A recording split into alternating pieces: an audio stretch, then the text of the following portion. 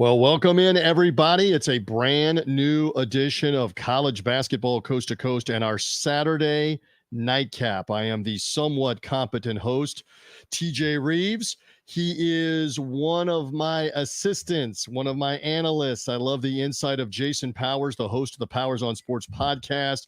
He must have nothing better to do than to hang with me on Saturday night. Either that or he likes being here talking college hoops. I know you have been busy today, including working some big-time, high-profile high school tournament games earlier today, but you've had your eyes on the college hoops. So, Jason Powers, welcome back to another Saturday nightcap and more craziness across the board. Good to have you with me here on our college basketball coast-to-coast platforms. Anytime for you, TJ. And tonight, I'm actually at the home studio. I'm not in the car this week. I'm in the home office. Yes, and we should make mention here that however you are seeing us, wherever you are seeing us, we are live here on YouTube, on the College Basketball Coast to Coast YouTube channel. Make sure that you are subscribing.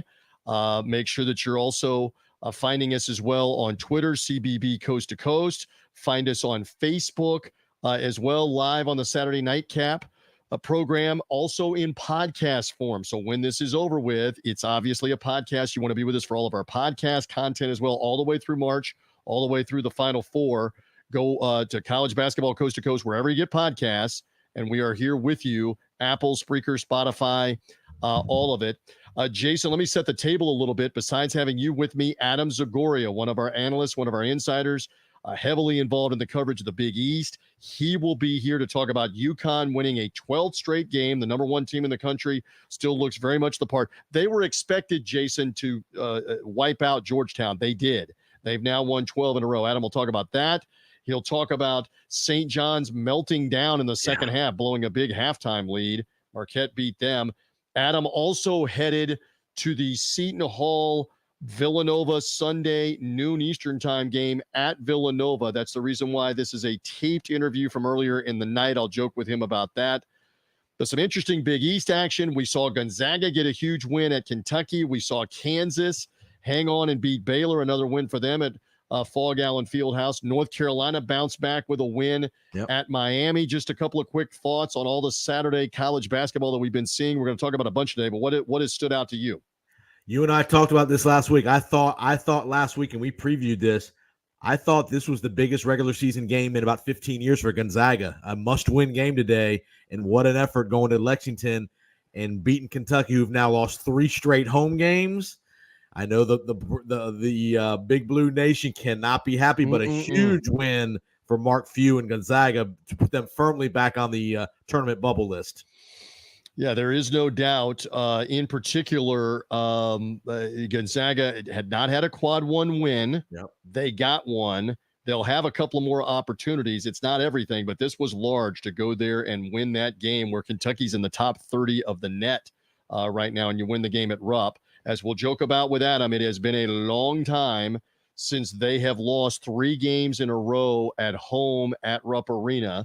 We'll discuss that a little later on in the program. A couple of our faves. Peter Blake will be here. Peter hosts the Sports Web, the internet show and podcast, video show and podcast. Peter's based here in the Tampa Bay area like Jason and I are. Peter was in the house for the USF Bulls and their win over Charlotte midweek. The Bulls won again today. They lead the American Conference. As I love to quote Gomer Pyle, surprise, surprise. That doesn't ring as true anymore because Gomer Pyle hasn't been on TV for 50 years. But the Bulls at 10-1 lead the American over Florida Atlantic, over Memphis, and over everybody else. They won again today. Peter was at the game midweek, the win over Charlotte. And USF rolling along. I'll get Peter's thoughts on that. And our West Coast Bureau Chief, Matt Zimick, will check in, talking Western basketball, including the Gonzaga win, the significance of it, including tonight, some Mountain West interesting action where New Mexico, a team in the top 25, has been beaten again at home. Matt will talk about that. He'll talk about the Pac-12, where Arizona is playing Colorado as we speak on the Saturday Nightcap show live here on the College Basketball Coast to Coast platforms. Arizona leading Jason Powers by 10 at Colorado in the final 3 minutes of the first half. Matt will have thoughts on all of that in a little bit.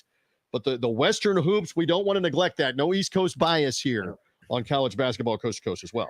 And his USC Trojans just continue to melt down, just continue to struggle. Andy Enfield I can imagine the heat is rising rapidly out in LA with Andy Enfield. Yeah, no doubt. Purdue also wiped out somebody's Indiana Hoosiers. You went to graduate school there. But my UAB Blazers got it done Thursday night against FAU. Yes, they did. Andy Kennedy's team gets the win, and there is no doubt that the American Conference appears to be wide open right now, with Memphis in a tailspin trying to get out of it. Florida Atlantic taking a couple of losses. So we got somebody I know was texting me that they might have really had a good interest in UAB the other night. Yes, I was.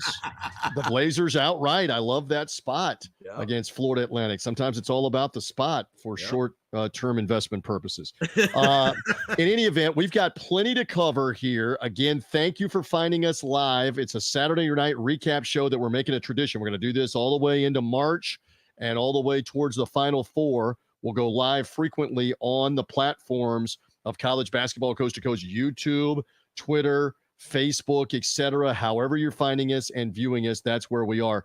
Jason, stand by, because we're going to get the Big East talk going with Adam Zagoria. Again, Adam of NJ.com, and also his Zags blog. He's based in the New York, New Jersey area. He'll give us some thoughts on what UConn did today, on Creighton as well. Are they coming on? We mentioned St. John's losing at Marquette, and then Adam is also covering Seton Hall and Villanova tomorrow. He'll preview that, have some other thoughts. Tonight, I also want to talk, Jason, about John Calipari. Is he on the hot seat? Quick comment from you. How much of a hot seat is he on at this point with another loss this afternoon? That's 3 straight home losses. Kentucky struggling in February.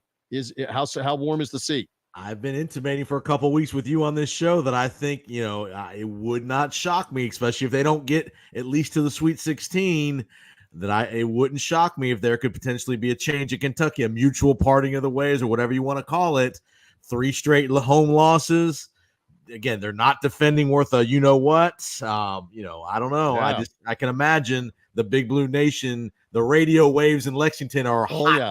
It's been going on for the past few days. It continued tonight with them not defending. Has it gotten stale? We're going to talk about that. We're also going to talk some in-game situations and in-game strategy. What do you like? What do you not like with take a timeout in a clutch situation, or if the ball's in the right guy's hands, do you let it play out, run a play to try to retie the game or win the game? We're trying to run an alley-oop play at the end of the game.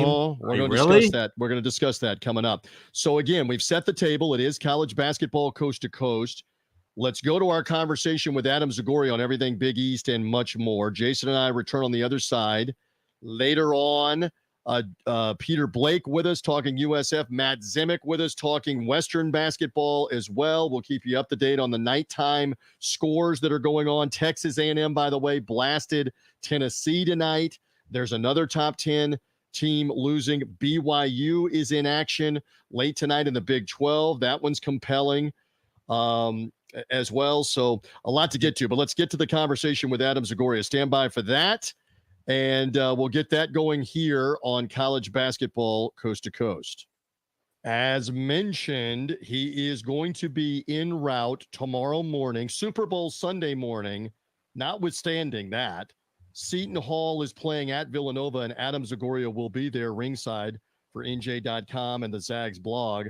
So because he needs his beauty rest, he doesn't have the private 747 that Taylor Swift had to get from Japan to the United States for the Super Bowl.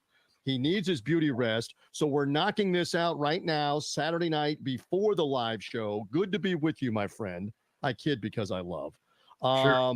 All right. So we have a lot to get to with you here on the Saturday night cap on college basketball coast to coast. First of all, this just into the newsroom, UConn keeps winning. That's 12 in a row with their win earlier today. I know you wrote about it on the Zags blog. The UConn train keeps rolling on, right, my friend? Yeah, TJ. I mean, UConn is the best team in the country, and they continue to be the best team in the country. They'll be number one again on Monday. They have won 12 straight now, including 5 in a row on the road since they lost at Seton Hall on December 20th. They absolutely destroyed Georgetown today and got 25 from Alex Caravan. who missed the last game with an ankle injury. His ankle felt a lot better.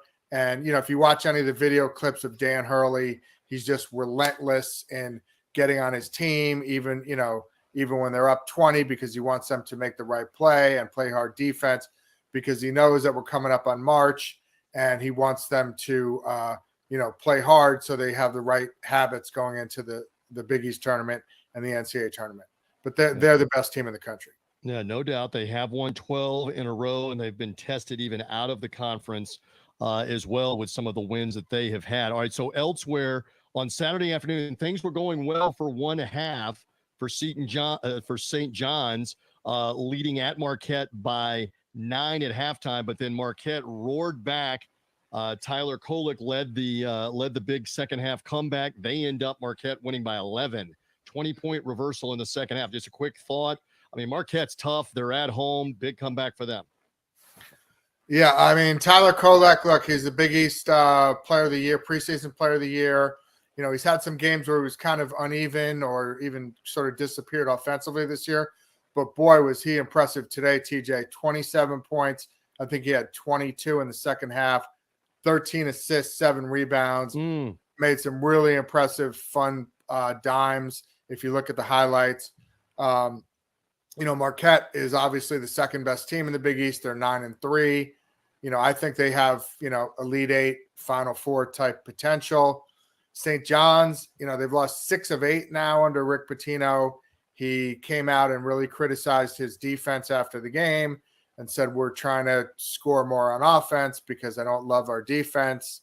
And, I'm not saying he's thrown in the towel, but he knows his team is limited defensively.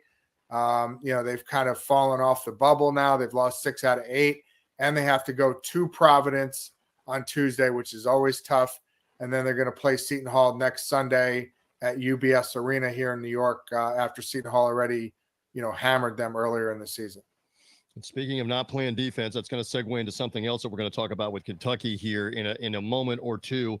Just wrap up. Creighton is kind of hard to figure. They lost a couple of games, including at home to Butler. It is a tough conference, but they won today at Xavier. Kalkbrenner was tremendous.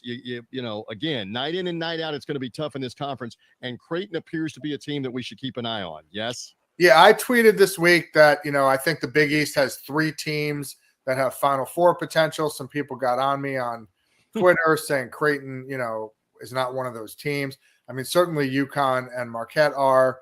I understand Creighton's not the deepest team in the country. They really only have, their 4 or 5 starters that are the key guys. They don't have a whole much of a bench, but they are, a load to deal with offensively. They have 3 probably future pros.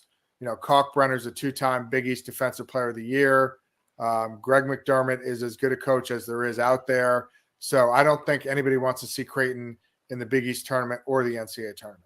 I believe they can be a second weekend team. Settle down a little bit on them being a Final Four team. I don't see that just as of yet. I mean, I love going back and forth with Adam Zagoria here. It is part of our Saturday nightcap, college basketball coast to coast, the show, the pod. Even if you're hearing us in podcast form after it's over, we are live on Saturday night on all the platforms, YouTube, Twitter, Facebook, etc. Love the insight. I want to ask you about the Seton Hall Villanova game in advance in a couple of moments of you being there and covering it on Sunday. Kentucky, though, I can't let you get out of here without an opinion. Kentucky loses for the 3rd straight time at Rupp Arena. That is the first time since 1966. Adam Zagoria wants to confirm he was not covering college basketball in 1966. It has been a while. Talk about defense. They continue to not guard, especially down the stretch of games, and it continues to cost them. Huge win for Gonzaga. Just give me an overall thought. Is it a bigger win for Gonzaga, or is it bigger trouble for Kentucky? Where do you come down on that result? I'm going to say it's a bigger win for Gonzaga. I mean, we're so used to TJ in these last, 5-8 years, Mark Few's teams being one of the top-ranked teams in the country, having all kinds of impressive quad 1 wins. They were 0-5 in quad 1 games going into this. This is their first quad 1 win. It comes on February 10th at Rupp Arena. Kentucky did not have Trey Mitchell in the middle, which hurt them, and they got just dominated by Graham, Ike, and Greg, the big guys for Gonzaga. I think EK had 23 or 24. And, Nolan Hickman, a former Kentucky guy who transferred to Gonzaga, had the free throws to ice the game at the end. So I'm going to say it's a bigger win for Gonzaga. Obviously, it is a devastating loss for Big Blue Nation. They've lost 3 straight games at home for the first time since before I was born, and that is a long time. And me, both of us. The Beatles were still making albums when that happened. The Beatles were, by the way, the Beatles were barely known in the United States in '66. At that point, it's been a little bit. Let's throw in now. This week was the 60th anniversary of the Beatles appearing on Ed Sullivan. There you go. Change the world. People like just a couple of years earlier, yeah. Springsteen, Tom Petty, Billy Joel all watched that. But no doubt, you're such a musician. You slide all of that. It is. I think it's I think the pressure on John Calipari. I was gonna say, is it stale there? Is he gonna get antsy that I want to do something else? Read that situation mid-February. I mean, look, he's been kind of off and on the hot seat now for a couple of years. If they do not advance in the NCAA tournament, to at least the second weekend, that fan base is gonna, I think, maybe say we've had enough, right? I mean, they lost to St. Peter's 2 years ago in the first round. They lost early last year. This is a fan base that's used to going to Final Fours and winning NCAA championships. And, it's a weird team because you go from them thinking they could make a run to the Final Four. Rick Pitino said a week ago he thought Kentucky was the best team in the country. Then they go out and lose to Florida. Now they've lost 3 at home. The DJ Wagner thing is a little weird. We haven't seen him in a while with the ankle. Trey Mitchell was out. They just they couldn't execute on their last 4 or 5 possessions offensively down the stretch. And they don't defend. They continue to get lit up on the perimeter, off the dribble, don't communicate. It has not improved. He can't get through to them. They don't work together. Whatever. We'll see if it gets any better for Kentucky. One philosophical thing. I love these debates. I have these debates with all kinds of analysts, coaches, everybody every year. It came up again in the Kentucky game. Down 2, they get the key turnover. There's under 15 seconds to play. They only need a 2 to tie, a 3 to take the lead. The ball's in Reed Shepherd's hands. Kentucky takes timeout. Are you a proponent of take the timeout and diagram the play? I'm loading the question. Or do you believe, like I do, if it's in the right guy's hands and we're in the late stages of a season where you've played 20, 30 games, where you've practiced a ton, run a play, run your best play. Don't let the other team talk about the defense. And the reason I bring this up is Kentucky took the timeout. They let Gonzaga talk about the play. And, Adam, they were ready for it. They were ready for the lob, and the big kid for Gonzaga stopped the lob and got fouled. I'm not saying that Kentucky wins the game. I'm saying I would have rather watched them play it out and see what happens because they gave Gonzaga the chance to talk about it. They stopped them. Where do you come down on take the TO and talk about it versus let it play it out? Yeah, look, hindsight is 20/20 here, but I tend to agree with you that you just let it play out, especially when the ball's in, the hands of a guy you trust. I saw Rob Doster tweeted something about, all the coaches know this is the play Kentucky's going to run there. It ends up being, a bad forced lob to the arrow under the basket, and Gonzaga just grabs it and intercepts the ball right there, and that's pretty much the game. So, I tend to agree with you that you let it play out there and don't call the timeout. And certainly if it's tied, I love it. Don't go talk in a timeout and give them a chance to talk about the defense. You got a chance to win their game. If the ball's in the right guy's hand, just go for it. All right, before you are gone, Adam Zagoria, you are gone tomorrow to go see You want to talk about Kansas real quick for 10 seconds? Sure. Give me something on KU in that atmosphere against Baylor. A lot of people thought Baylor would stack up and beat that. And KU kind of undermanned, right, and put this game away tonight. What does that say to you? Yeah, I think this was a game going into the day that, certainly I had circled as, if not, the game of the day. Then one of them, Kansas and Baylor, obviously along with, the Kentucky-Gonzaga game was huge and a few other games. But, Kansas, doesn't have Kevin McCullough, shortly before the game comes out. He's not playing. Then DeJuan Harris, the point guard, rolled his ankle pretty badly in the final minutes, had to be helped off the court. Then he goes back in the game, which I thought was really gutsy and impressive, and kind of ran the offense, gimping around there a little bit. But Baylor really shot themselves in the foot with a ton of turnovers. They hung tight. I mean, they had a chance 64-61 in the final possession to tie it, and they committed a bunch of turnovers and stayed in the game. But that's an impressive gutsy win at Kansas. Having been to Fog Allen this year, I can see why it's just such a tough arena to win games in as a road team.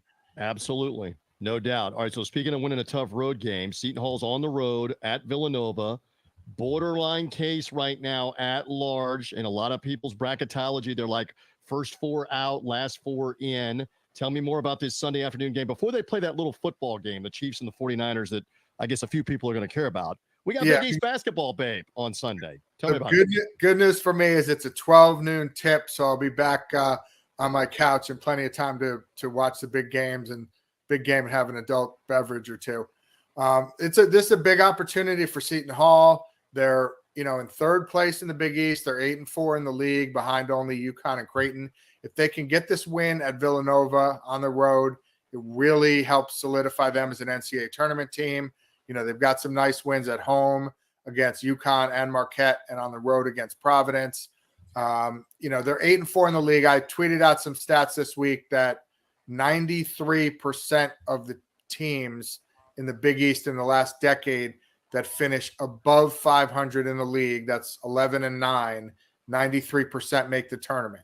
So Seton Hall is 8-4. They really have to go say 3 and they got 8 games left. If they go 4-4, they're 12-8. They go 3-5, they're 11-9. But winning this game tomorrow would really help them. Again, for them in quad 1, they do have 4 wins. This is not a quad 1 game, but this, again, it's a resume protector essentially for them. Their out of conference strength of schedule is bad. Their net ranking is 67, but they're very relevant, and they're going to have a couple more opportunities to win significant games, but they've already won 4 significant games, including beating UConn, including beating Marquette, beating both of them. So, and Villanova's really struggled, man. I mean, they started 6-1. You remember they won that battle for Atlantis, TJ, which seems clocked, you'll have to remind me, they clocked my Memphis Tigers in that thing and won it. But the conference has eaten them up to a degree as well for Villanova. Yeah, that battle for Atlantis seems like about 1,000 years ago. It seems like when the Beatles run. It's buried with the Atlantis back in mythical times. Seems like when the Beatles run Ed Sullivan. And, since then, they're Villanova's 6-10. And I know speaking of people being on the hot seat, I mean, I love Kyle Neptune. He's a good man. But that fan base is, they're used to Jay Wright and going deep in tournaments and winning tournaments. And this is not that. This is true. This man is that. I love the insight on the Big East and all other things. Again, he has great coverage. NJ.com, NewJersey.com, NJ.com for the Seton Hall coverage, as well as zagsblog.com. He is our analyst, our insider on college basketball coast to coast as part of the Saturday Nightcap. Get the beauty rest. Get warmed up. Get ready to go. Get down to Philadelphia. Travel safely. Be there for that. Travel safely back. We'll hook up with you after this weekend is over with. I always appreciate the time and the insight. Adam, thank you. I'll bring you back a cheesesteak, buddy. Good stuff from Adam Zagori a little while ago. Jason Powers is back with me here as part of college basketball coast to coast. It is our Saturday nightcap where we're reviewing everything that's going on. There's a few live games still going on tonight that we'll keep up with. Literally, Jason, over 120 college basketball games being played today. We're not going to talk about every one of them. We're going to talk about some significant ones. All right. He said a couple of things there at the end. I want you to weigh in on the whole strategy thing. If you have the ball in the right guy's hand at the end versus taking a timeout. Calipari took the timeout and Gonzaga was ready for the play. It's all over social media and the internet. The Kentucky fans are going nuts that they run that same play in the clutch over and over again, trying to get a lob, or if the lob is defended, trying to get a three-point shot off of it. Everybody knows the play is the point. He gave Gonzaga another chance to talk about the play. Where do you come down on that? That's, to me, that's the biggest indictment of that situation, is that everybody knows the play. Calipari's never been accused of being the best tactician in the world, To me, that's the thing that, I mean, everybody has their debate about timeout versus no timeout. And then there's an argument to be made both ways. You got a young team at Kentucky. Maybe you don't trust them to make the right play. That's why you call the timeout. But when everybody in the country knows what Kentucky's running over and over and over, that's a problem. And to me, that's a coaching issue that Calipari, has struggled with over the years. I mean, he's always had the best athletes more times than not, but he's never been accused of being the best X's and O's coach in the world. Interesting. Again, Kentucky, I believe they will still, they still have games with Auburn. They still have a game with Alabama at home. Yeah. It's at Auburn. They got to go to Tennessee. They have some tough games, and then they have the neutral floor. I believe they'll be in the field. Yeah, now, they're going to make the tournament. Is it enough? Is it enough if they get in and they get beat again right away, where everybody says maybe it's in everybody's best interest that Calipari goes to the NBA, goes to TV, goes to whatever else because it's gotten stale. That's the word I'm using on a Saturday night. And the interesting part is what other jobs potentially would be open for him to take if that was a mutual parting of the ways, whatever. Calipari's not going to quit, but if he sees that a big job is getting ready to come open, would a job maybe on the East Coast like a Villanova, would that appeal to Calipari? Adam mentioned Villanova. That's a big program. It's not right after Jay, right? It's the guy after the guy, right? The kind of deal. Would a potential and the Big East with Villanova's national titles, Connecticut's title last year, trying to go back to back. Patino resurging St. John's, Shaheen Holloway resurging Seton Hall. That Northeast part, I know Marquette is a factor, but that's in the middle of the upper Midwest. For the Northeast part of the Big East, it is popping. So might that be? I don't know that Calipari goes anywhere other than TV, maybe for a year or two. What about potentially another big job, potentially Indiana, if that were to open, to be able to rebuild, to bring back the glory? I'm just saying. Right, you're throwing things out. Throwing out Kentucky a couple big and Indiana names. hate each other, and Indiana hates Kentucky right now because Calipari killed the home and home on everybody's home floor. So I can't see that one. But Villanova's an intriguing one if that's the case. Again, it is the Saturday night cap. It's college basketball coast to coast. We are talking about a ton of these different games that have happened today. And again, the games going on tonight where Texas A&M has beaten Tennessee tonight. How about Florida? How about Florida 10. with a dominant effort? Florida with a tremendous effort. They have made their case for the NCAA tournament with a win at Kentucky and now a win over Auburn late in the year. If you're in one of these Power 6 leagues, which you can make the argument that maybe the Pac-12 isn't a Power 6 league anymore and it's disintegrating anyway, you get so many chances, Big 12, SEC, ACC, Big 10, Big East, to make something happen. And Florida taking advantage of that today. Yep. They deserve credit. Also tonight, again, Purdue has clobbered Indiana this evening. Also in the Big 10 earlier this afternoon, Michigan State, large win for their resume, beating Illinois. And then at the same time, what is wrong with Wisconsin? We don't have to talk about it at length here, but just a quick thought that Wisconsin about 12 days ago, was looking at being a number 1 seed. They're not out of the tournament, Jason, but with losses now to Nebraska and Michigan and today to Rutgers, none of those teams are in the NCAA tournament. They're looking at being like a 4 seed, a 5 seed, getting shipped out west, etc. If they continue to slide, they might be in an 8-9 game. 9 days ago, Friday night, they're up 16 at the half in Lincoln, and from that point to today, they've lost 4 games in a row. And again, had they beaten Nebraska and Purdue the following Sunday, 2 days later, they could have been a 1 seed. Like you mentioned, they're very much in that 6, 7, 8 range seeding wise. No doubt. All right, I want to get another voice in here on college basketball coast to coast and the Saturday nightcap. Hello to our Tampa Bay brother from another mother, Peter Blake, the host of the Sports Web, who is tremendous on all fronts, particularly football. But Peter's a basketball guy too. So Powers, we're going to bring Peter Blake in here because you were there, OL, on location earlier this week for the University of South Florida, the Bulls, and their win over Charlotte. USF has validated that game, Peter Blake. First of all, welcome. Good to have you while we talk the college. We're talking the round ball, not the oblong ball. I know we got one game left, the Super Bowl Sunday coming tomorrow as we do this live.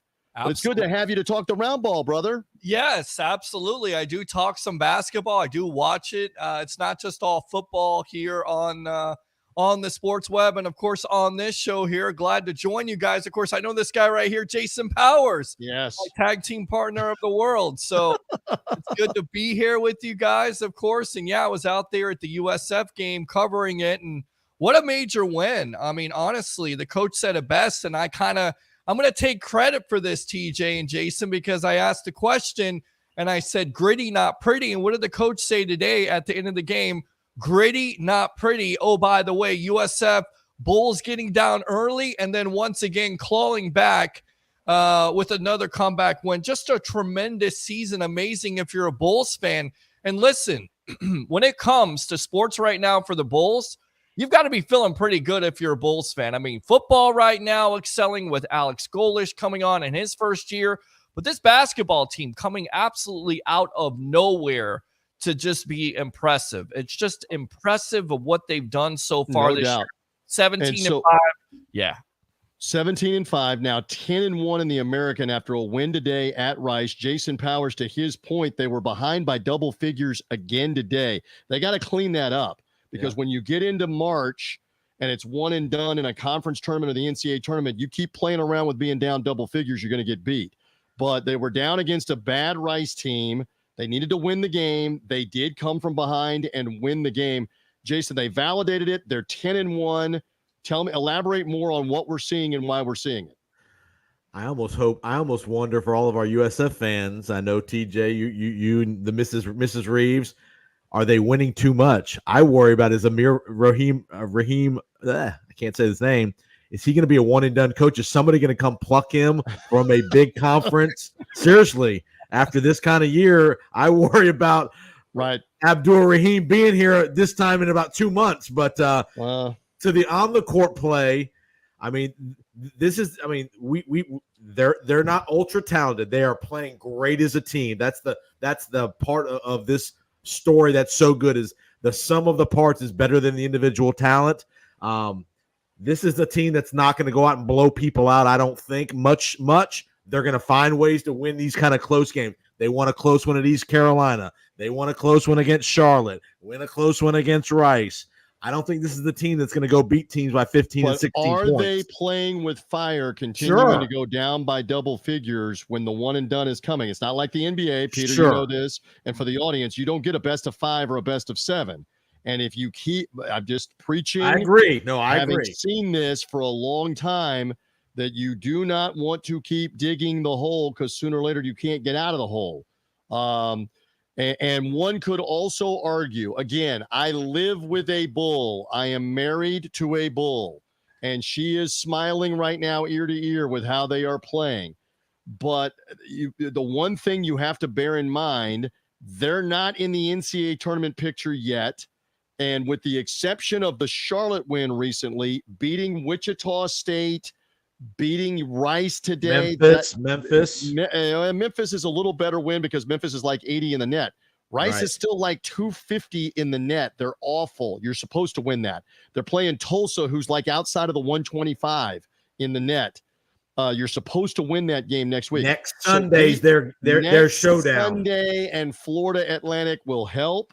Late in the year, they get another game that'll help them. And then on the neutral floor, I think they get Charlotte again in another game. Then in the conference tournament, those neutral floor games will help. Right now, you're beating the teams that you're supposed to beat, but you're not getting maximum credit for beating bad teams. East Carolina, for example, bad team.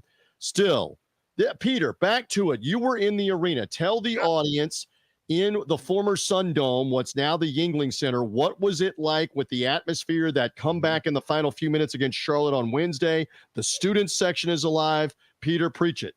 Yeah, bonkers, completely bonkers. I mean, you got lots of Bulls fans out there that are just, they are so hungry for this basketball team to win. And finally they're getting that. And then, Jason mentions it best. I mean, they don't necessarily have to have any star players. I mean, Youngblood today leads them in scoring, has 24 points, 6 for 7 from 3. Keyshawn Pryor against Charlotte was shut down. He came out and played today. Of course, he has NBA aspirations, but even with some of their best players being shut down, they find a way, namely number 0, who Coach Raheem, mentioned. He's not flashy, but he does enough and makes some big shots down the stretch, which he did against Charlotte. So, to mention the crowd, a very hungry, a very raunchous, if you will, crowd there at the end. Student involvement too. I was told in a separate conversation with the Bulls longtime play-by-play voice Jim Lighthall, they had 2,200 student tickets the other night. Yep. And that what are they calling it, Peter? The SoFlo Rodeo is the student section. They were electric in that building. Verify that again for the Bulls. Absolutely, they were. And then on top of it, the coach was buying Starbucks the next day.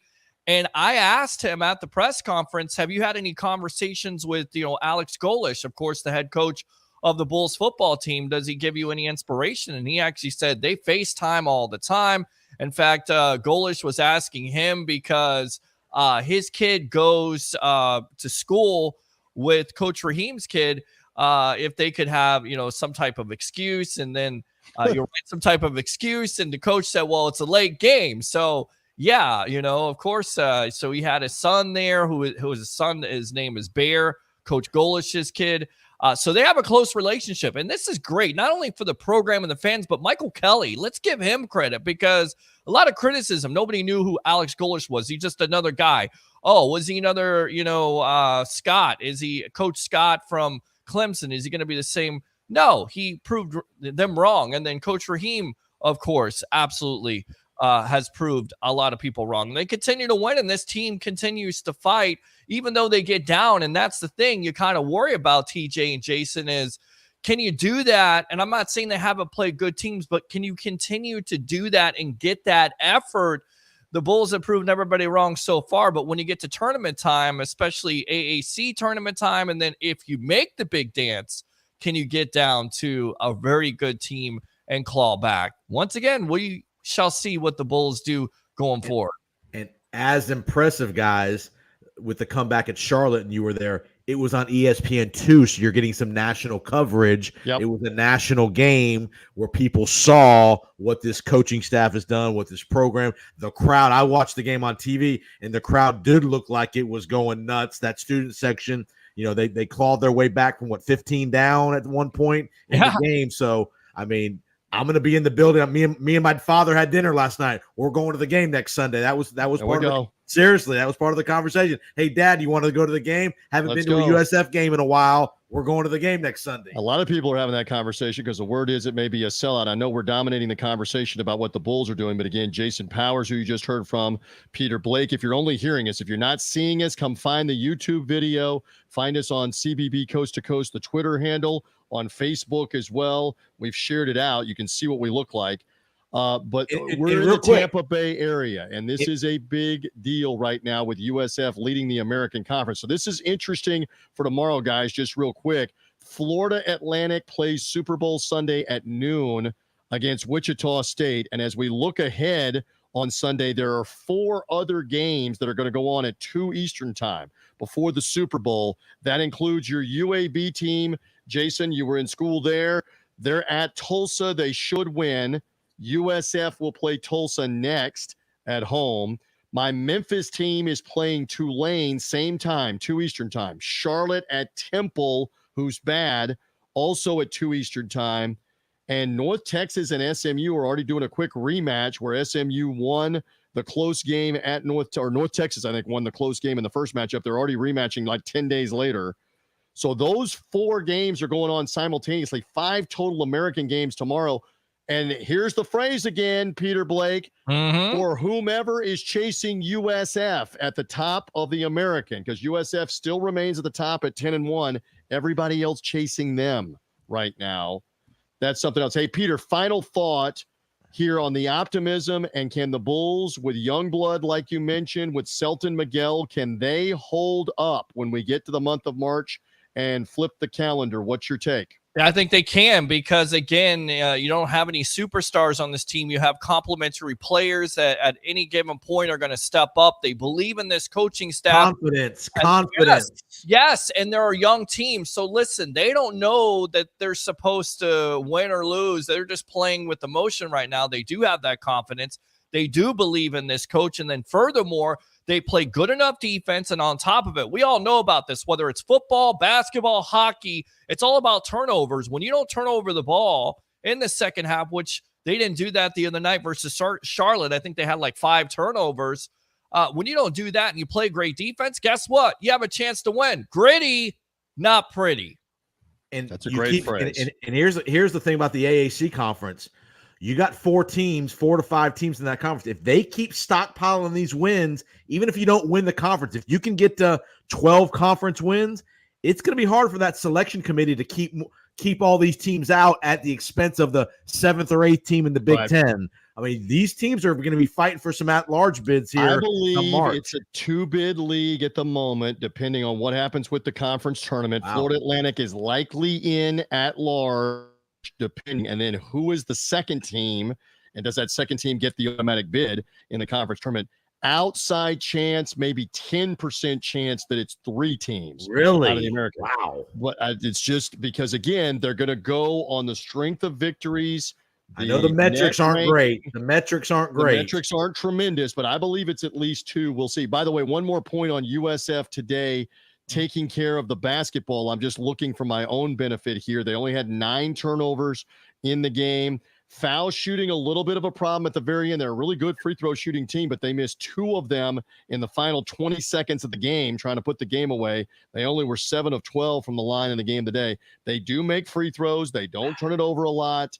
Let's see if the magic continues. Peter, we got to run. We plug away the sports web up and running.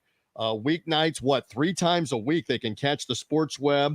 Follow Peter at pblake1003 on Twitter. Find him on Facebook with the sports web. Find him on YouTube with the sports web. Did I get all my plugs in? Because you're going to be talking more college basketball and the USF Bulls. Quick pick. Who you got in the game tomorrow? Who's your pick in the game tomorrow, Peter? I don't know how you go against Patrick Mahomes, honestly. In the Super Bowl, right.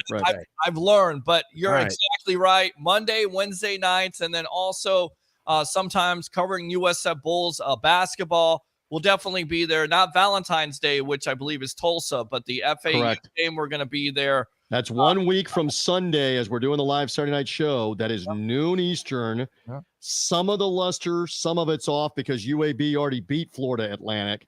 But, man, it's a huge game for USF, and it's likely a sellout at the Yuengling Center, which they've had – I keep saying this – they've had a lot of seasons where butts have not been in any of those seats, and now they are. Yes. And deservedly so. Peter, thank you, my friend. Keep up the great work. Thank you, sir. With the sports web. You guys have a great night. Yep. Great to see you, Jason and TJ. See you later. There goes Peter Blake here with us as part of the Sports Web. He's part of what we're doing here on college basketball coast to coast. It is the Saturday nightcap. By the way, I have kept Matt Zemek waiting for a couple of minutes. He'll join us momentarily to talk Western basketball. And Jason, we'll just make the point again that for the wins that USF is getting, Charlotte also had an 8-game win streak.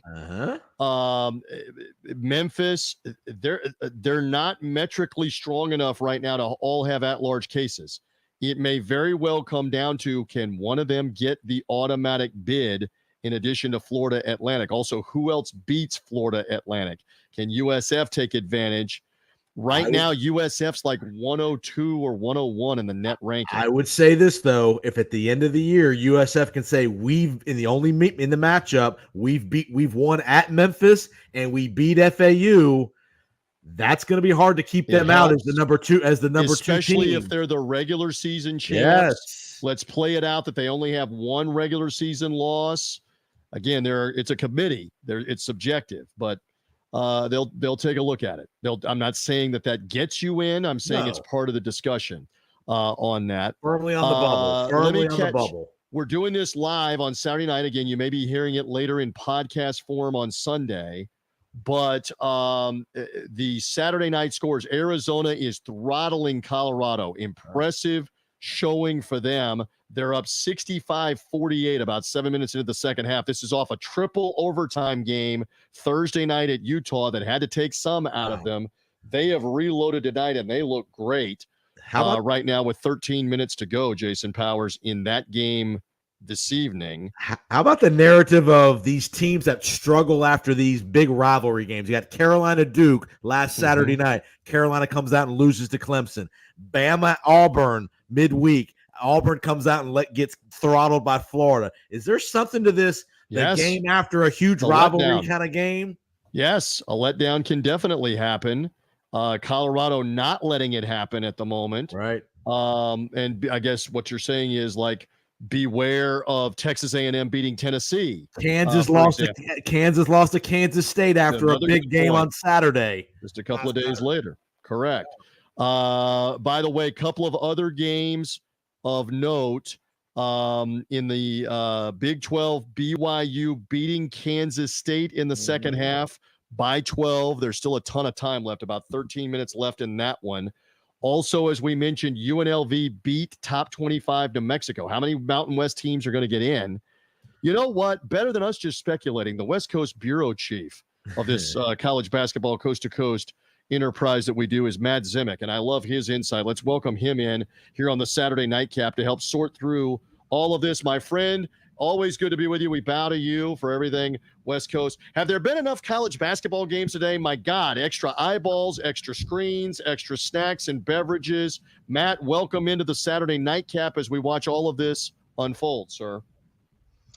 Yeah, the very last season of Pac-12 football was absolutely amazing with Oregon and Washington getting to the playoff, getting to the national championship game. It was a great swan song for Pac-12 football.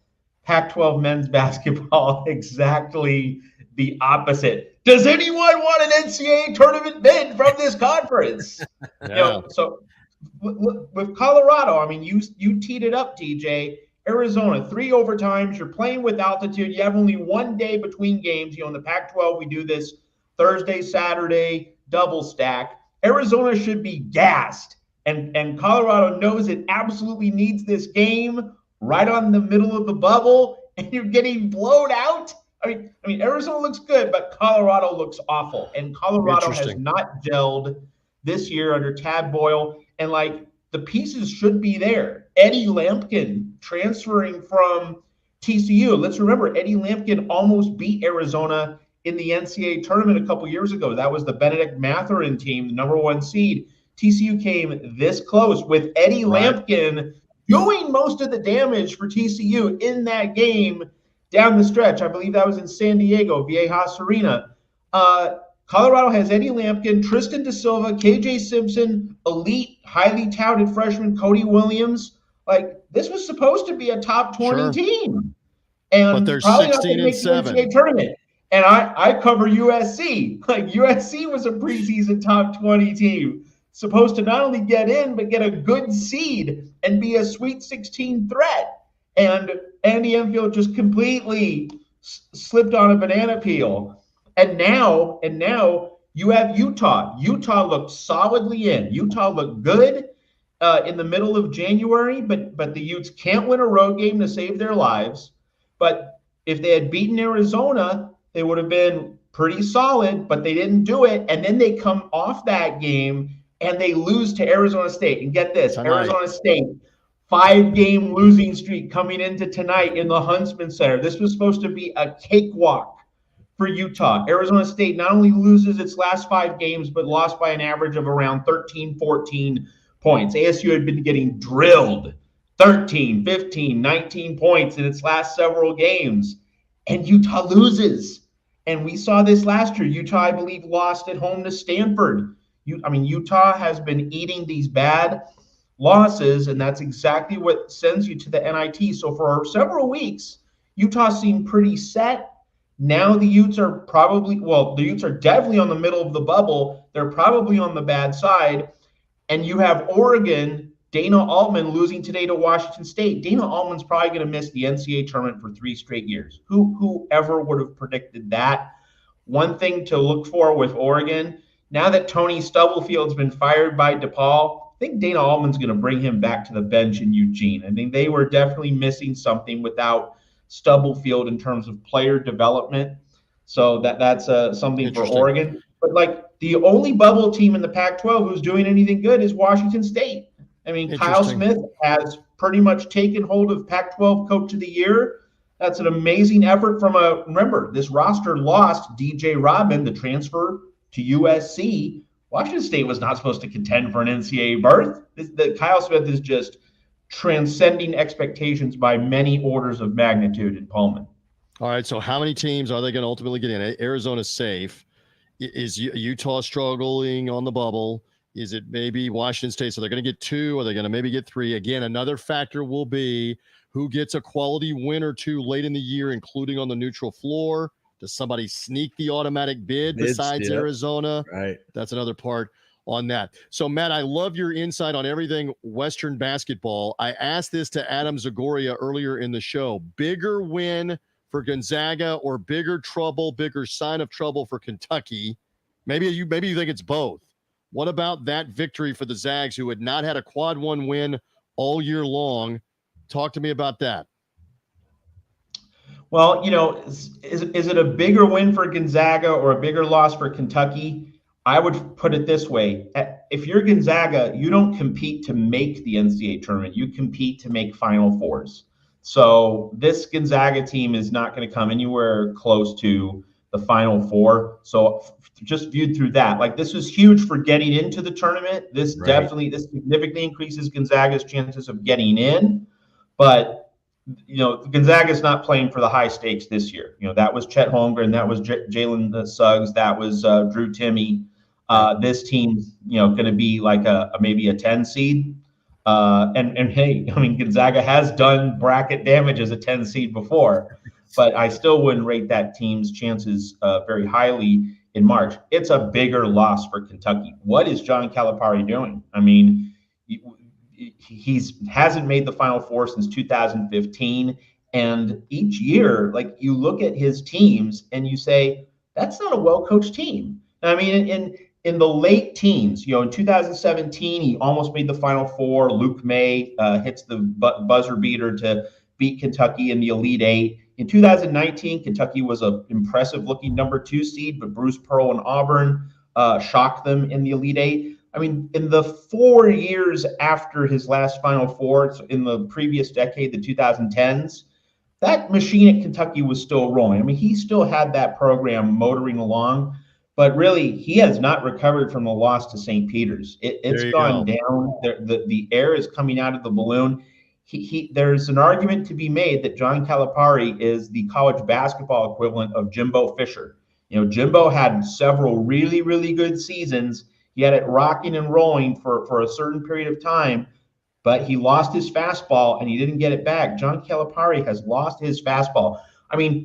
I follow Gonzaga. Gonzaga's bigs are not all that good. Like, Graham Ike has been struggling this year. He struggled against St. Mary's 1 week ago. Gonzaga loses to the Gales at home. Like, he can't find his way in the West Coast Conference. He goes to Rupp Arena. He's feasting. He's dominating. Looks like Akeem Olajuwon. And they score 89. And they score 80. Ain't like they won 70-69. They score 89 in Rupp Arena. On that point, that's the real crux of it, because whether you're talking about Kentucky or the other shade of blue, my Memphis Tigers, you're seeing this. If you can't defend, teams figure you out. Teams advance scout. They watch what you're doing wrong, and they say, hey, we're going to do the same thing that the last team and the team before that did to you until you demonstrate you can stop it.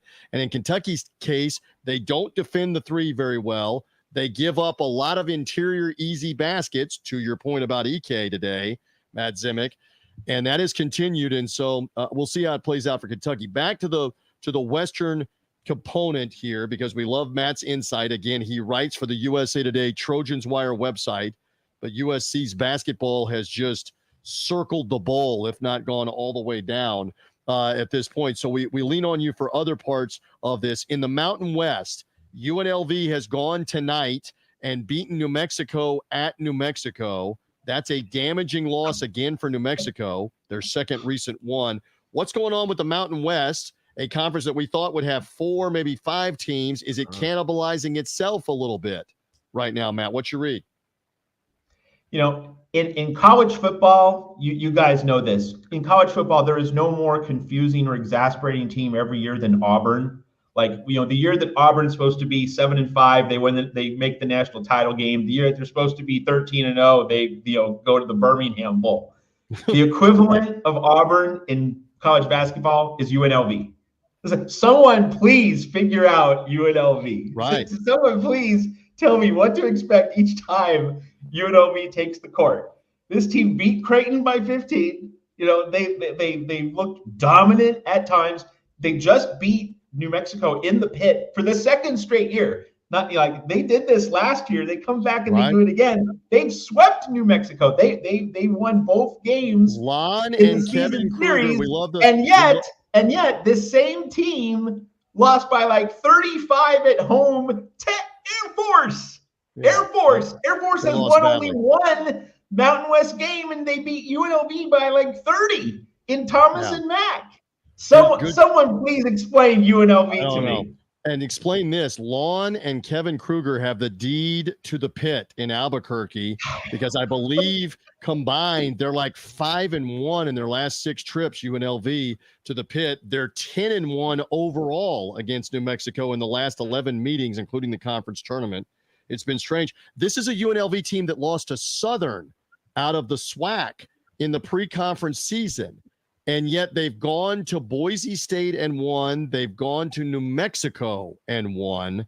So my larger point still remains. You've got Colorado State in this conference. They won on Friday night. You've got Utah State. They're winning tonight at home. You've got San Diego State. They lost to Nevada last night.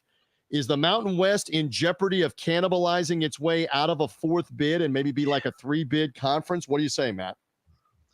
Well, it's probably looking good for 4 because Nevada's win over San Diego State on Friday, that really shored up the Wolfpack's resume.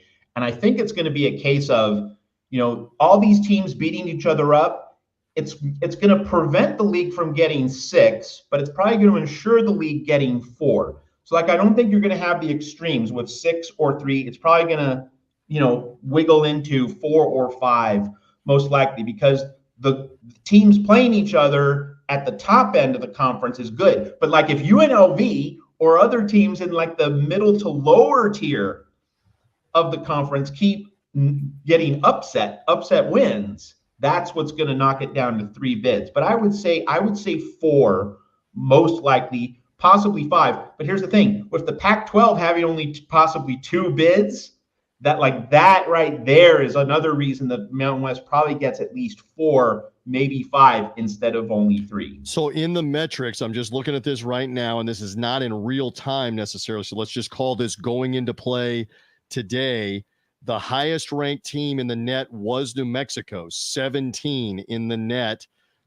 New Mexico takes the loss to UNLV tonight. San Diego State is the next highest team in the NCAA's net ranking, the number 1 power ranking they use. They look at all of them. San Diego State was 21. And again, they lost to Nevada last night. The next highest ranked team in the net is Colorado State. They won last night. They're 26 in the net. Utah State, who's winning tonight with Boise State, they are 30 in the net. The argument can be made that all 4 of those teams are probably safe. Yep. But does a Boise, does a UNLV start to mess it up for somebody and take a spot as the 4th team? Is that conference going to get 5? It remains to be seen. Jason, did you have one final thing for Matt Zimick here? Yeah, I mean that tournament's going to be a wild tournament. They play in Vegas typically. I mean you can make an argument probably for 6 or 7 teams to win the tournament, and that's what you don't want in that league. If you're a team in the American, you don't want a 6 or a 7 seed in the Mountain West taking that automatic bid. You don't want a 5th or 6th seed in the Pac-12 winning the automatic bid because that takes bids away from the American, the mid-major conferences that are trying to get multiple teams in. That's the bid stealer. With Gonzaga and St. Mary's not dominating the West Coast Conference, God forbid somebody other than those 2 win that league tournament. With Gonzaga beating Kentucky now, that's meaningful because if Gonzaga wins out through the WCC tournament semis and then loses to St. Mary's in the final, you could have the WCC getting 2 bids. But if Gonzaga loses another game Well, I mean, to a team they shouldn't lose to. Yeah, I mean, well, Gonzaga has to go to Moraga to play St. Mary's for the Right. back end of the home and home. If Gonzaga loses 2 more games, so to St. Mary's and in the Conference tournament. WCC final, then we could be looking at a 1 bid WCC. So while we're on that subject, Gonzaga probably needs to split the regular season with St. Mary's to firm up its at-large case. If the Zags lose there, then they probably need to win the WCC tournament. Again, in the metric for Gonzaga, they're 25 in the net. That helps. This was their first quad 1 win. That means their strength of schedule is good. But one of the things we're going to keep talking about as we keep going on college basketball coast to coast, TJ Reeves hanging here with Jason Powers.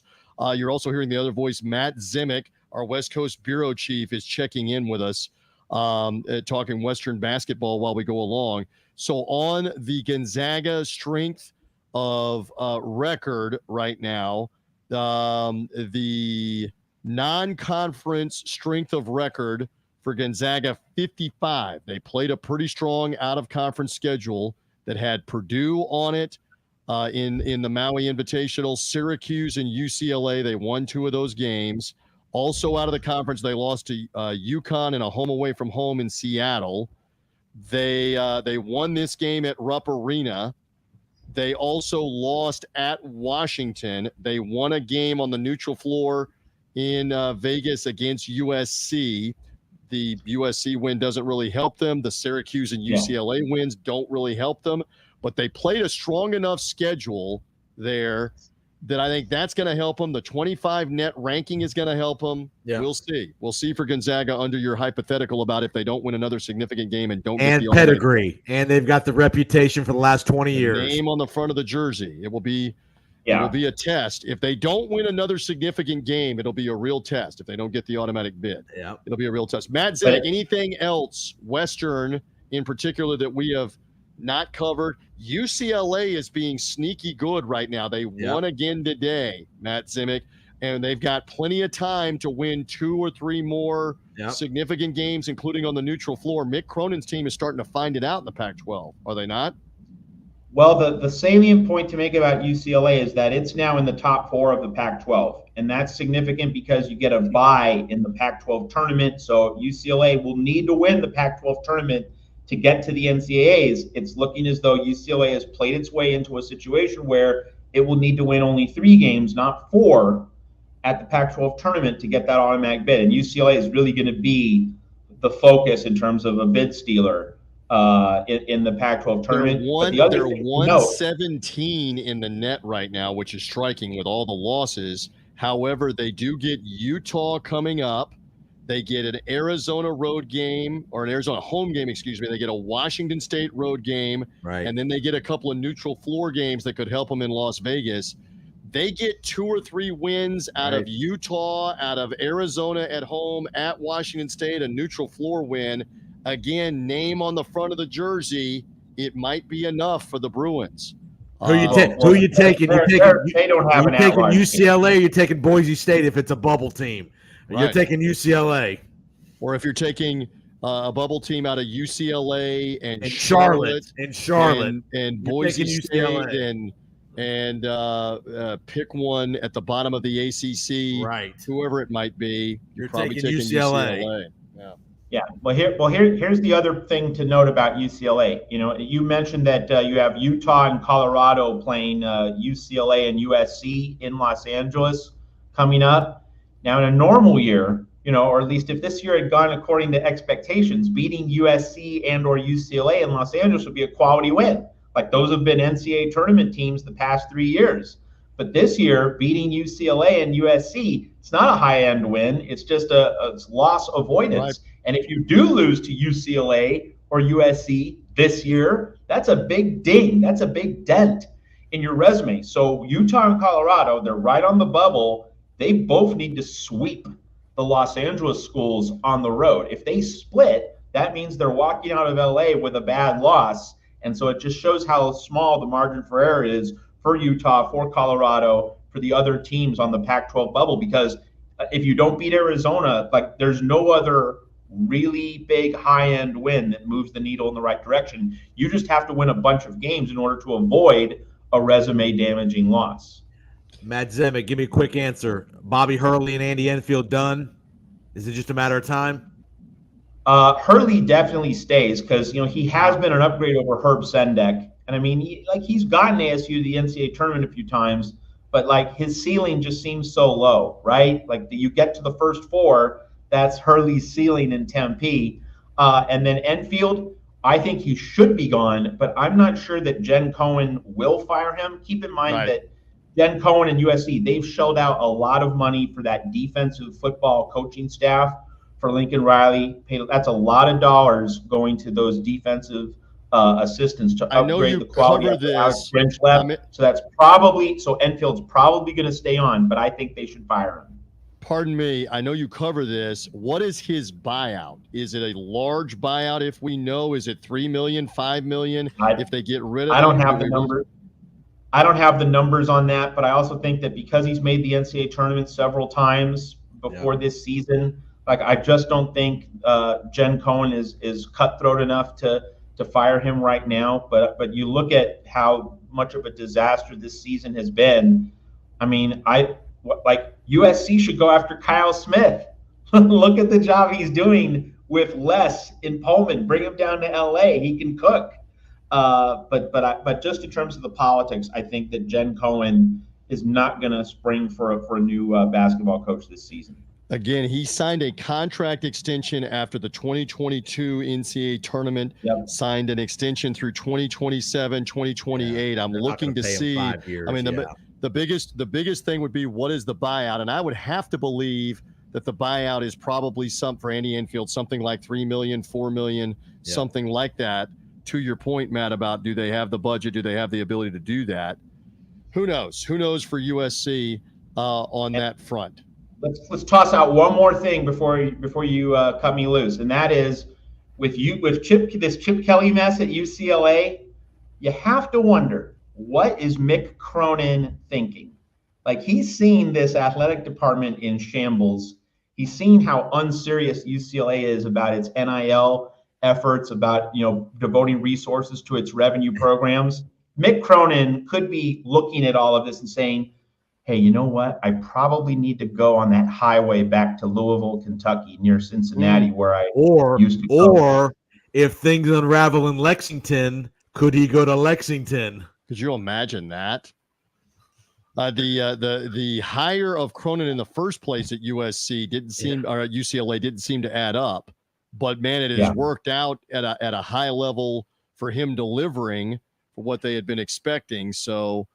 And Ohio State and Michigan might have open head coaching jobs, and Cronin could be lured there for quite a lot of money, and he'll have quite a lot of resources too. All right, Matt Zemek, I know we're going to let you go here. I don't want to see you hanging over the rafters at the 16th hole at the Phoenix Open tomorrow, fourth round before the Super Bowl. You better stay. Don't get too lubricated.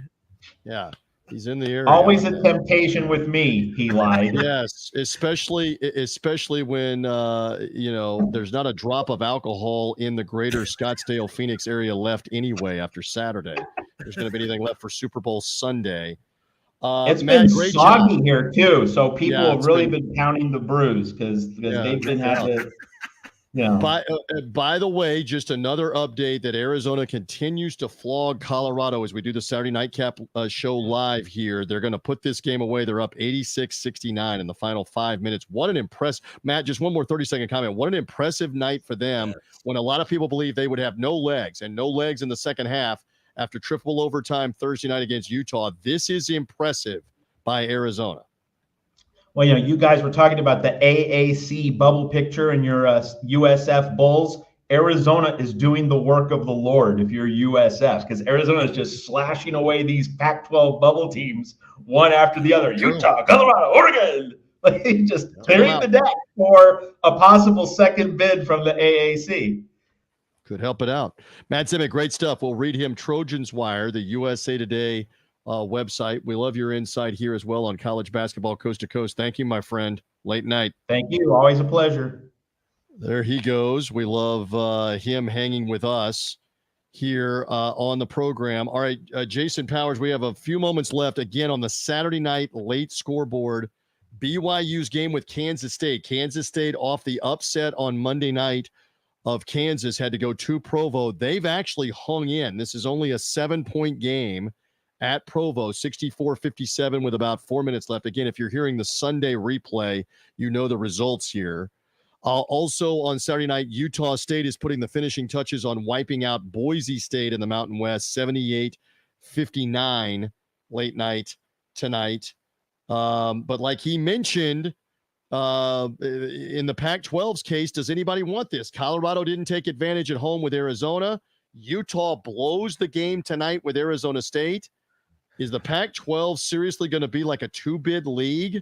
Arizona, and if somebody else I like show something, is that what we're looking at? I liked your point about UCLA. I think UCLA is a team that's building some confidence, building some momentum here. I think if they can beat Arizona, they got them in. I think they get them in Pauley, correct? They get them in Pauley, but they need three. They need like 3 good wins. Right. At Washington State. Yep. Washington State is 41 in the net. Those are the last two. No, those are the second to last and the third to last games. They play at Washington State March 2nd. Then they play Arizona in the next game 5 days later. That could pop them from around 115, 110 in the net up to like 85. That's me saying that. You probably still have to win a game or two in the Pac-12 on the neutral tournament floor of the Pac-12 tournament against a good team. Again, like Washington State or Colorado or Utah or Arizona. If you're UCLA, but still the name on the front of the jersey, that's what will matter for Kentucky. Michigan State got the win today. That makes them now 3-7 in quad one games, but it's Michigan State. Yep. And the brand name on the front of the jersey does seem to matter in that regard. Anything else we did not cover, my friend, on the Saturday nightcap, because we've been going again for a long time, but I think the fans enjoy it. Anything else? Let me give you a quick recap of my day. I know there's a lot of high school recruiting guys that enjoy high school basketball recruiting. I had the privilege of doing 2 games at IMG Academy today, a huge elite tournament. We had Oak Hill Academy out of Virginia. That's south of Tampa Bay, like in the Sarasota area. So elaborate on this tournament IMG was hosting. Yep, they were hosting IMG's. These are all big-time prep schools that have these big-time elite basketball programs. Oak Hill Academy, which we've heard of over the years. IMG, Lehigh, which is a big-time program out of Long Island, New York. Son of Carmelo Anthony, his son plays for Lehigh. Lehigh has 5 or 6 D1 guys, a kid going to Baylor, kid going to Seton Hall, kid going to Florida State. A lot of big-time players. And then we had a team out of California. How do they look? Do they look like a mid-level college team, Lehigh? Good team, really good team. I mean, good players. I mean, they had a bunch of kids. And again, Carmelo Anthony sitting 10 feet to the right of me at front court. His son is a junior, good player. He had a tremendous fourth quarter today, played really well in the fourth quarter. Again, Carmelo was there. Carmelo went Who's in on him as a junior? It's got to be like a Northeast school. Carmelo was at Syracuse. Yep. And he's in Long Island, right? So what is it, a Northeast school in on him, or we don't know? He's undecided. He hasn't committed yet, but he's not a tremendous athlete. He's a good player. He's like their 6th guy. So I think next year is going to be really his opportunity to really excel. But he had a really good game today. But there's a kid, VJ Edgecombe, going to Baylor, big time 2 guard. We had the kid from IMG didn't play today. We're not sure if he was hurt or what. 7'7", TJ. I'm not misspeaking. 7'7", Oliver Ryu, kid from Montreal, is going to Florida next year.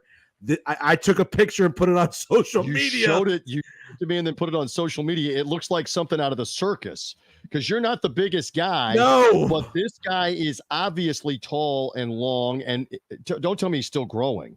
Is he still growing as a high school guy? I hope not. This could be, in all seriousness, this could be your next version of Zach Edey at Purdue. The kid who needs to grow into his body a little bit, a good player. Edey, we've seen gotten better and better over the last couple of years. This guy's going to be the next that type of height guy. I think he's the tallest guy in the country, maybe the tallest high school kid that's ever played. I don't know if I've ever seen a high school 7'7", unbelievable. Didn't play today. He was probably hurt. He didn't play yesterday either, but just tremendous talent in this 4-team tournament at IMG Academy, and just a who's who of guys. Again, Carmelo Anthony was in the building today. Tons and tons of kids from going to schools all over the country, Florida State, schools, Syracuse, and beyond. So, and there's a lot of big time players, a lot of big time talent that always comes through the IMG Academy. Yep. Very interesting on the recruiting trail. So Jason's doing the scout out. You did get the selfie with Carmelo Anthony as well. I love that. He is royalty for Syracuse. Will his son end up at Syracuse, where they are struggling right now? Who knows? And he went to Oak Hill Academy. He went to Oak Hill when he was in high school. There you go. All right, real quick for Sunday, again at noon Eastern time, as we release the podcast. If you're hearing us on Sunday, the noon game right away is Florida Atlantic, Wichita State at Wichita State. FAU trying to bounce back from the loss to UAB, Alabama, Birmingham. They're still in the top 20 for the moment. Yep. They're now trailing USF South Florida by a game in the American. Very interesting. Also at noon, the game Adam Zagoria mentioned earlier on this Saturday nightcap is Seton Hall at Villanova.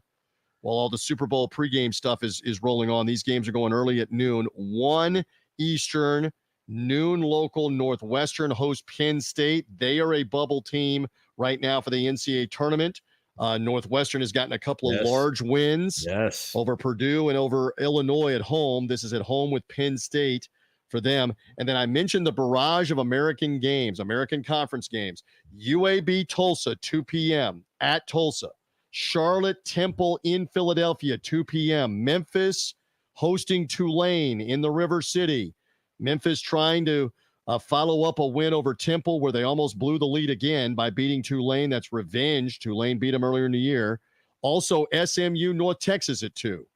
UAB Tulsa, Charlotte Temple, Memphis Tulane, SMU North Texas, all at 2 Eastern time on Sunday. And all of those teams, one more time, Jason Powers, looking up at USF, who won on Saturday. The Bulls at 9-1, won today, now 10-1 in the conference. Likely going to be 11-1 with a Tulsa home win before they play Florida Atlantic. They have never been 10-1. They've never been 11-1 if they get it. What a story. One more time in that American Conference. No doubt. Again, next week, for the Tampa Bay community, hopefully that building's sold out. They deserve it to be sold out for next Sunday at FAU. I'll be in the building with Dad, and great story. And again, you almost hope, you want them to keep winning, but you don't want them to keep winning too much, because I guarantee you somebody's going to be calling Mr. Abdul-Rahim's agent. Amir Abdul-Rahim. Well, no doubt. And we talked about buyouts. His buyout, I've already looked into this, and we've talked about it on other platforms and other shows. His buyout's $2 million. That is nothing to a big-time program SEC, looking to get rid of it. ACC type team. Here's the other thing. If you're him right now, you look at this situation and say, do I want to hang where the weather is great, where I can go get players, where I'm in a mid-major that's got national TV games on it? There's a lot to like about building something for a couple of years at least with what's going on at USF. We don't know. That's a question for down the road. Just win the games. Sneaky good win today for a team that we've talked about the last week or so. Virginia. Nice win at Florida State, that 3rd or 4th ACC bid team. They keep winning games. Tony Bennett's getting it together there in Charlottesville a little bit. And we don't want to be biased. Let's give you another great story in the Horizon League, and I've had the privilege of working the Horizon League championship game going all the way back to 2015. I've worked it 7 previous times. Northern Kentucky won the tournament a year ago. Right now in the mix, Oakland, that is not Oakland, California. That's Oakland, the northern suburb of Detroit. They're in the mix up at the top with Youngstown State, the Penguins at the top, but also the Green Bay Phoenix. Let's give credit to the Green Bay Phoenix, not the Green Bay Packers, because they continue to win, and give them a lot of credit because they have been one of the worst teams in this conference until the last couple of years. Green Bay leads the Horizon League at 12-3. They have won 8 of their last 10 games.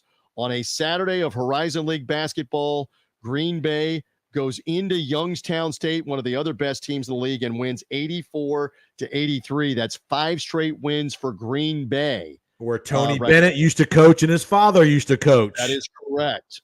Dick Bennett had Green Bay in the NCAA tournament. They beat Jason Kidd and Cal back in the 1990s in the NCAA tournament. The Green Bay Phoenix also won the Horizon League automatic bid. I want to say 2016 in Detroit, winning 4 games in 4 nights. It may have been 2017, 4 wins in 4 nights. But Green Bay's been awful for a couple of years. They are now 12-3 in the Horizon League. This is a 1-bid league. Whoever wins the conference tournament gets it. But they are quite the story coming on down the stretch. A lot like USF in the same color, by the way, green. Yes. They are unexpectedly rolling and winning the league in the Horizon League. So we give some more love to the small majors, the mid majors as well. Anything else? It has been a long day today and a ton of college basketball. You know, as we do this live, they're tipping off in Honolulu, Hawaii for one last college game on a Saturday night. If the gamblers care, get your live bets in, baby. Hardcore care. They are going to play the Big West game for Hawaii that is just tipped in Honolulu on Saturday night. That is Hawaii and UC Davis that are underway. Hawaii, by the way, is 5-7 in the Big West. They did win the other night over UC San Diego. They play all the California teams in the Big West. So there's a midnight special as well for Hawaii if you need one more game. And for our guy Bart Heitch, who we had on last week, his Quinnipiac, they covered Thursday night. They didn't play Friday. They played Thursday night this week, and I'm pretty sure they covered again. They did, right. Quinnipiac, by the way, leading their league, but they struggled today. They did lose today at Mount St. Mary's. Man, we covered everything, every which direction. We leave anybody else out? I'm not sure. I think we covered pretty much everything else in college basketball. Jason Powers, great job with me here once again on the live Saturday night recap. We're going to keep doing this. We're going to keep rocking along. We thank you all for watching. Thanks to Adam Zagoria for being with us as well. Now, is that Zags.com? Does he cover the Zags? Like he doesn't cover Gonzaga. It's Zags blog out of the Northeast because of his last name, Zagoria. Yeah, it would be fitting. Okay, now I get it. There you go. It's Saturday night late. Also, Peter Blake with us talking USF. Matt Zimick with us as well talking Western basketball, including the Pac-12. We've been doing this again as the Saturday night recap show, the Saturday night cap, the live show. Again, find us in podcast form, college basketball coast-to-coast programming in podcast form. Apple Podcasts, Google Podcasts, Spotify, the YouTube channel under the same name, College Basketball Coast to Coast, the Twitter feed, CBB Coast to Coast. Jason Powers, thank you. Enjoy the rest of the weekend. Your Super Bowl pick? I was going to say, I was going to get your pick. I'm going Niners. I got the San Niners Francisco tomorrow. Also. Both of us have San Francisco. Would be their first Super Bowl win in 30 years. It would be Mahomes' third in the last 5 years if they get it.